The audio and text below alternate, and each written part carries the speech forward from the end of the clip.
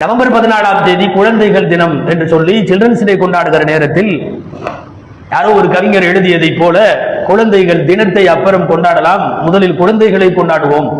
வெறுமனே தினம் கொண்டாடுவது பெரிதல்ல, குழந்தைகளை கொண்டாட வேண்டும். குழந்தைகளுக்கான உரிமைகளில், வளர்ப்பில், அவர்களின் தனித்திறமைகளில் இதெல்லாம் கவனம் செலுத்த வேண்டும்.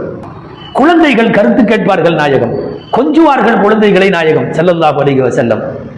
அவர்களின் தலையை தடவுவார்கள், முத்தமிடுவார்கள். தெருவிலே இருந்து குழந்தைகளை தூக்கி கொண்டு தங்களினுடைய உயர்ந்த ஸ்தானம் இருக்கவே குழந்தையை தூக்கி கொண்டு தெருவிலே நடப்பதையும் ஸ்தானமாக கருதினார்கள். அதிகாரப்பூர்வ அறிவிப்புகளில் ஹுசைன் ரலியல்லாஹு அன்ஹு பேரரை ரோட்டிலே கழுத்திலே அமர வைத்துக் கொண்டு ஹுசைனுடைய 2 காலும் ரசூலுல்லாஹ்வுடைய 2 புஜத்தின் வழியாக தொங்கும் வண்ணம் அவர்கள் தூக்கி கொண்டு நடந்திருக்கிறார்கள் என்பது குழந்தைகளை கொண்டாடுகிற பெற்றோர்களுக்கெல்லாம் நபிகள் நாயகம் ஸல்லல்லாஹு அலைஹி வஸல்லம் எவ்வளவு பெரிய முன்மாதிரி என்பதை பார்க்க முடியும்.